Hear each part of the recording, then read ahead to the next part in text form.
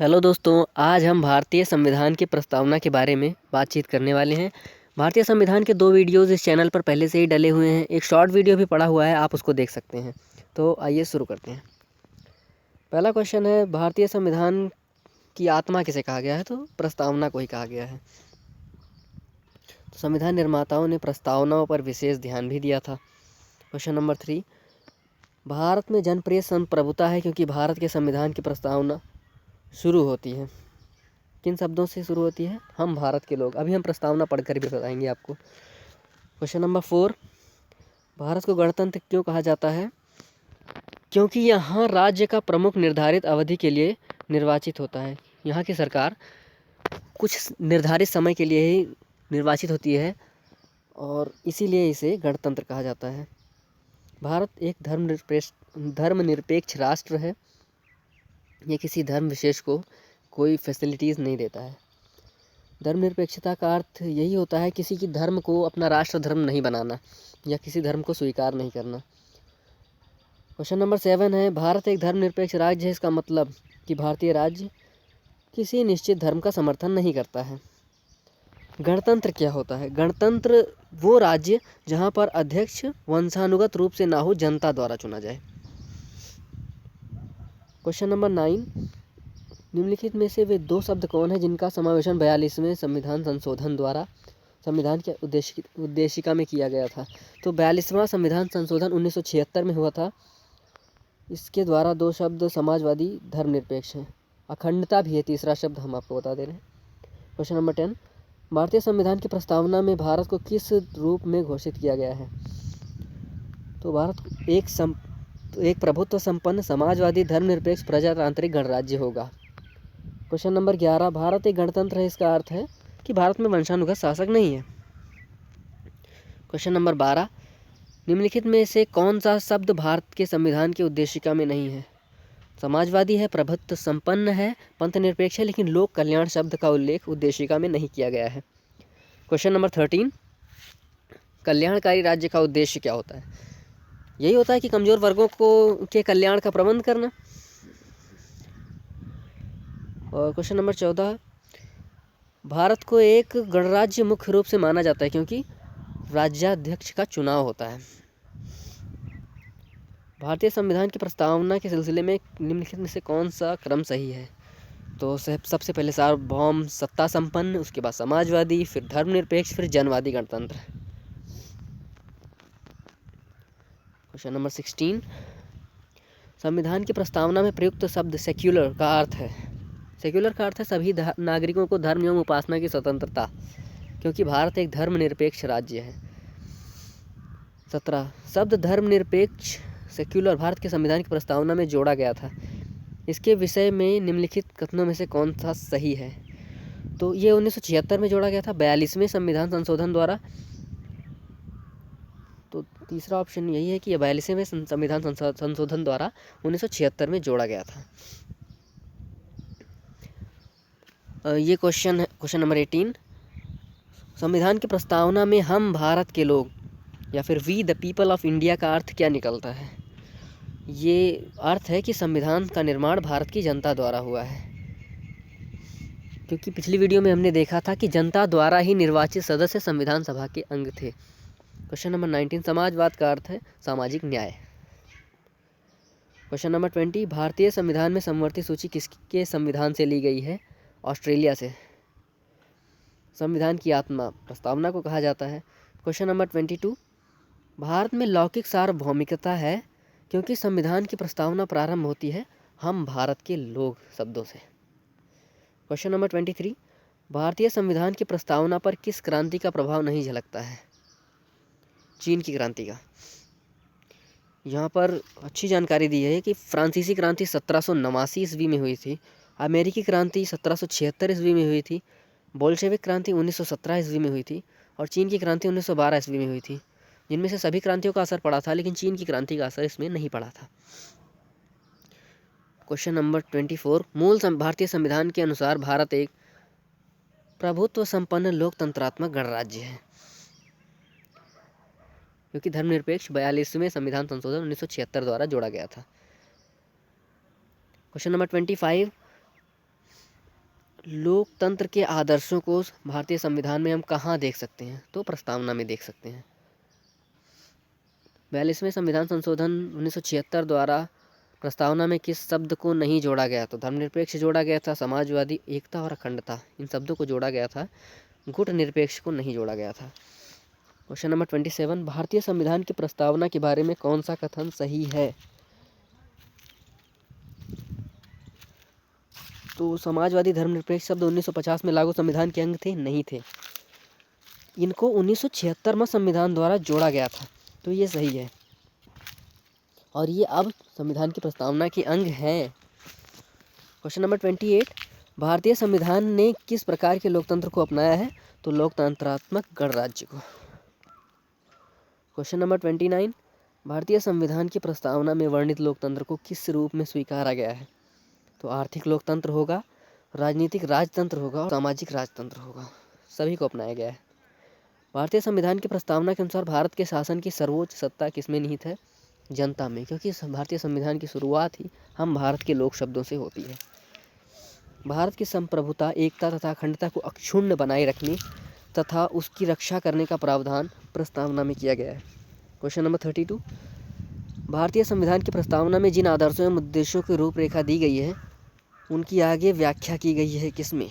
मूल अधिकार में, राज्य के नीति निर्देशक तत्वों में एवं मूल कर्तव्यों में। क्वेश्चन नंबर 33, भारतीय संविधान सभा में प्रस्तुत उद्देश्य प्रस्ताव में अभिव्यक्ति विचार को भारतीय संविधान के किस भाग में पूर्णतः शामिल किया गया है? प्रस्तावना में। क्वेश्चन नंबर 34, भारतीय संविधान की प्रस्तावना से क्या स्पष्ट नहीं होता है? संविधान का स्रोत स्पष्ट हो जाता है, शासन के ध्येयों का विवरण भी स्पष्ट हो जाता है, संविधान को अंगीकृत, अधिनियमित और आत्मार्पित करने की तिथि भी दी हुई है उसमें, जो कि 26 नवंबर 1949 है, लेकिन संविधान को लागू करने की तिथि उसमें नहीं दी गई है।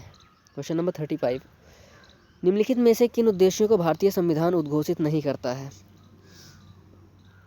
अंतर्राष्ट्रीय शांति एवं सुरक्षा उसके उद्देश्यों में नहीं है। उसके अंतर्राष्ट्रीय शांति का समर्थक है भारत, लेकिन उद्देश्य नहीं है, क्योंकि भारतीय संविधान का उद्देश्य सामाजिक, आर्थिक और राजनीतिक न्याय, विचार, अभिव्यक्ति, विश्वास, धर्म और उपासना की स्वतंत्रता, प्रतिष्ठा और अवसर की समता।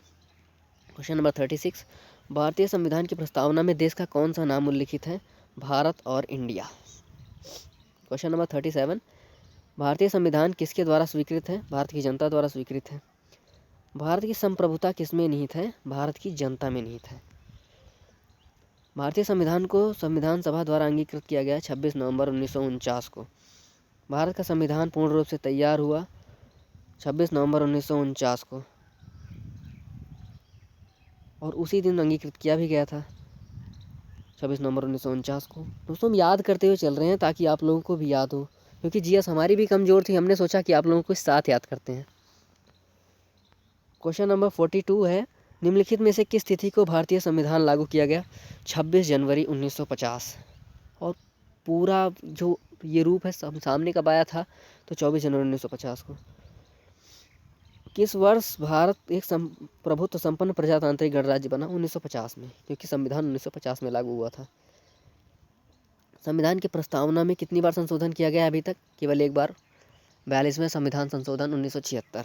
क्वेश्चन नंबर 45, भारत के संविधान की प्रस्तावना में प्रथम संशोधन कब किया गया? 1976, वही एकमात्र संशोधन ही था। तो ये प्रस्तावना है, इसे वीडियो के लास्ट में हम डिस्कस करेंगे। आगे बढ़ते हैं। 47, संविधान की प्रस्तावना सभी भारतीय नागरिकों को निम्नलिखित में से कौन सा एक उपलब्ध कराने के वायदा नहीं करती है? पूजा की समानता, क्योंकि धर्मनिरपेक्ष है तो पूजा की समानता प्रदान नहीं करा सकती। सामाजिक न्याय, विचार की स्वतंत्रता, राजनीतिक न्याय ये उपलब्ध करा सकती है। 26 नवंबर 1949 को अंगीकृत भारतीय संविधान की प्रस्तावना में शब्द सम्मिलित नहीं थे, तो समाजवादी, पंथ निरपेक्ष और अखंडता शब्द शामिल नहीं थे, गणराज्य शब्द शामिल था। क्वेश्चन नंबर 49, संविधान की उद्देशिका के संबंध में निम्नलिखित स्थानों पर विचार कीजिए और दिए गए कोड की सहायता से बताइए इनमें कौन सही है। तो पंडित नेहरू द्वारा प्रस्तुत ऑब्जेक्टिव प्रस्ताव अंतोगत्वा उद्देशिका बना, एकदम सही है। इसकी प्रकृति न्याय योग्य नहीं है, सही है। संविधान के विशिष्ट प्रावधानों को रद्द नहीं किया जा सकता, ये भी सही है, लेकिन इसका संशोधन नहीं किया जा सकता, ये गलत है, क्योंकि इसमें संशोधन किया जा सकता है। क्वेश्चन नंबर 50, भारतीय संविधान की उद्देशिका में परिवर्तन किस संशोधन अधिनियम में दिए गए थे? तो एक ही बार हुआ है भारतीय संविधान की उद्देशिका में संशोधन, 42वां संविधान संशोधन 1976, और इसमें 3 शब्द जोड़े गए थे, अखंडता, धर्मनिरपेक्षता एवं समाजवादी। क्वेश्चन नंबर 51, प्रस्तावना का वह प्रावधान जो सभी वयस्क नागरिकों को मतदान का अधिकार प्रदान करता है, क्या कहलाता है? प्रजातंत्र। क्वेश्चन नंबर 52, भारत के संविधान की प्रस्तावना में समाजवादी और धर्मनिरपेक्ष शब्दों को किस संशोधन द्वारा जोड़ा गया? 42वें संविधान संशोधन द्वारा। 42वां संविधान संशोधन बहुत ही इंपॉर्टेंट है, और 42वां संविधान संशोधन किससे संबंधित था? प्रस्तावना से संबंधित था। क्या किया गया था इसमें? इसमें 3 शब्द जोड़े गए थे, समाजवादी, अखंडता और धर्मनिरपेक्ष। क्वेश्चन नंबर 53, भारतीय संविधान लागू हुआ 26 जनवरी 1950 को। 42वें संविधान संशोधन द्वारा प्रस्तावना में कौन सा शब्द जोड़ा गया? समाजवादी, धर्मनिरपेक्ष एवं